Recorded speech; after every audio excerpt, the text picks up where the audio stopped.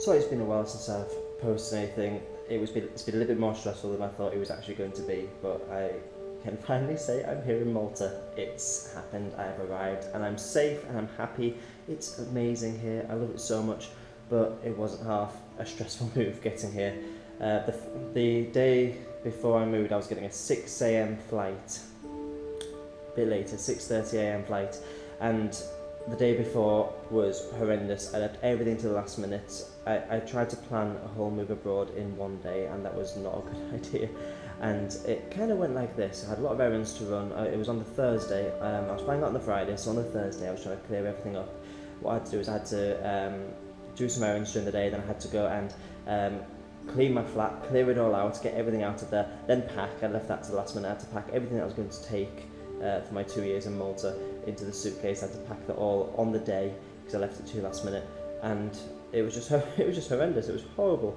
I managed to do all my errands, that was fine, and then I had to clear out the flat, and it was just impossible to do. So I called my friend Sammy. My friend Sammy is one of my best friends. He lives in my building. He lives below me. So I called him up and I said, will you come and give me a hand? So he came up and I said, I've got to clear out this entire flat. Most of the furniture was all mine as well. If there's anything you want, just take it, have it. And he basically took my whole flat away, which was quite nice of him. So he took the whole flat away.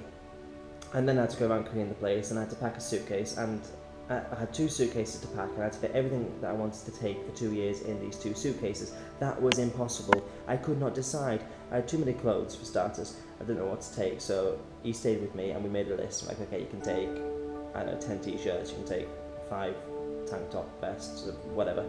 And he sat with me and we did that, and then eventually about midnight he went. So my taxi was coming at 4:30 in the morning. I'd packed my case, should have gone to bed then, but then I remembered that I had to clean my flat because I was leaving, I was moving out. So I then spent the next 4.5 hours cleaning the flat, and it really was up until the last minute. The taxi called me to say he was outside and about 4:30, and I'd just finished doing the last bit of cleaning. I was just ready then, so I hadn't been to bed. So I got into the taxi, I was falling asleep all the way to the airport, which wasn't far. And I thought, I'm never going to stay awake. I'm going to get into the airport, I'm going to fall asleep, and I'm going to miss my flight. But thank God, when I got to the airport, I was just all like, good to Malta now. So everything was all geared up, and the stress was starting to clear because it started to make sense. Then it was like, okay, I'm doing this. I can't turn back now. I've got no choice. I've got to get on this plane. And I was wide awake, and I started to get really excited and think about all the things I'm going to do, and start to make a checklist in my head of all the things I need to do when I get there. Now, Jess had got there the day before. Just to show you how last minute it was actually moving there, I got my acceptance letter the day I moved out there. Jess was a little bit more unlucky because she got her acceptance letter at the same time as me, but she was already in Malta at that point, so I had to print out her copy as well. So then I got to Malta and I gave her a call, and she was in the flat. She said it's amazing. That was another worrying thing. We hadn't seen the flat before, so we knew we were going to get here and just dive straight into this brand new flat. So I'm actually going to give you a tour of the house now. I got inside, she said it was so good, and I didn't quite believe her, and then I actually set foot inside the flat, and it is enormous, absolutely massive. It's 4 bedrooms, there's only 2 of us. Here's the tour. Okay, so first of all we have the living room, kitchen area, right here, which is a very big space. There's our computers. Also the most important feature, our shrine to Yorkshire. You've got to have a Yorkshire flag in here, definitely. And if we just come out the back here, we have a balcony. Well, the view's not too much. I'm actually a bit annoyed because it's been clear skies, beautiful clear skies for the whole week. Been here a week, just over a week now, week and a half. And this is the one day where I would really love to show you some clear skies, but I can't. It's all overcast and cloudy. It's been raining a bit today as well. It's been warm though, because it's start of February. It's about 15-20 degrees outside. Oops. Right then, moving forward, here we have the longest corridor in the history of existence. It is a palace. Yesterday we even raced each other down here on office chairs, which was really good fun. So let's walk down the corridor. Let's time how long it's going to take me. It's been about 2 years at the minute. 3 years. It's taken about 5 years to get to the end of this corridor.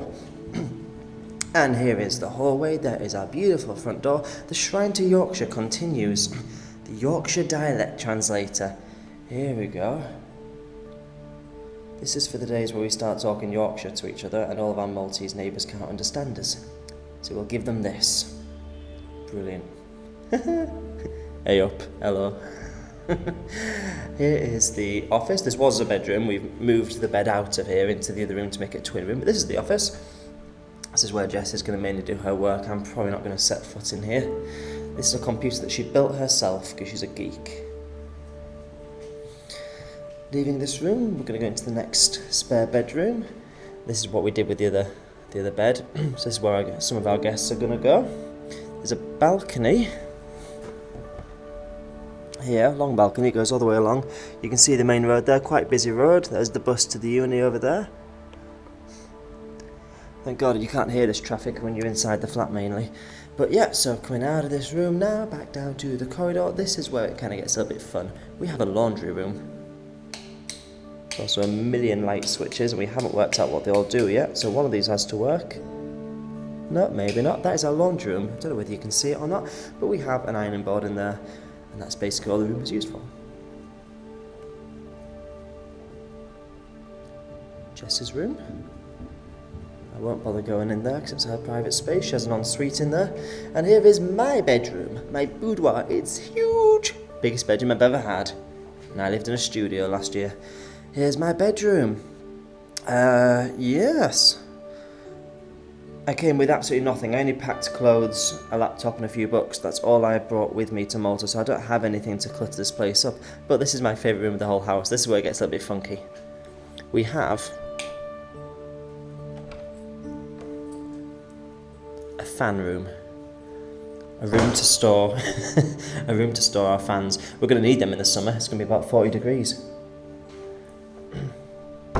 So that's the fan room.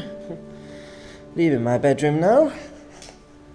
Back into the huge corridor, and here's my bathroom slash the communal bathroom. It's quite a lovely thing actually. Does the job anyway. And then back into the kitchen. At the back of the kitchen we have another balcony.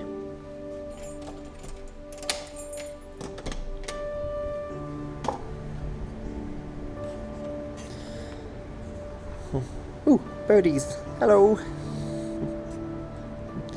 Yeah, we have a lovely view of this wasteland down here and a few apartments.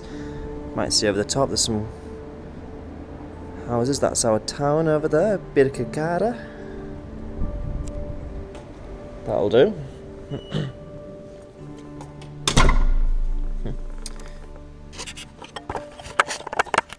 And that is the flat. So yeah, it does take about half a decade to walk down the corridor. You do change time zones as well as you're walking down, but it's starting to feel homely now. We're trying to move in more of our stuff, and as we're doing that, it's feeling more and more homely, which is good. The nights are absolutely freezing cold, absolutely freezing, so we have to turn the heating on, but because the flat's so big, the heating only fills this room, and as soon as you step out into the corridor, it's like we're back in England again. It's really, really not cool. So yeah, since we've been here, it's just been very, very busy really. We've been to the uni a few times. Our classes aren't really up and running yet. It hasn't really quite started yet. I'll start next week. But we've just had so much to do anyway, so we've had a few things to buy for the flat. We've had to fill in various forms and documents. We've had to go to different offices all over the island. So it's been pretty busy doing that really. So I just feel quite boring at the minute. I haven't done anything. I've been here a week and all I've done is fill out forms. Hence why I'm really talking quite monotone like. But I'm really happy though. I am really, really happy. And now that all of that kind of document filling out session has been done, I can now start to enjoy myself now. Which is good because on Friday Carnival starts in Valletta, which is the capital city, and it's going to be off about a week. It's going to be all bright and colourful like a big Mardi Gras. So we're going to go and check that out as well. And I guess I'll just keep you updated as things go along really. At the minute we haven't got too much planned. We have got a bit of work to do, but yeah, we'll see as we kind of get to know the island and we get to know more stuff, and it's going to be really, really awesome. And it's going to start getting warm as well in about a month's time. That's when the nights will start to get a bit warmer as well. They'll get longer, and during the day that'll get warm as well, I hope. So yeah, sorry, it's been a pretty boring video really, this one. I'm probably going to go and have a nap right now. tired. So, bye.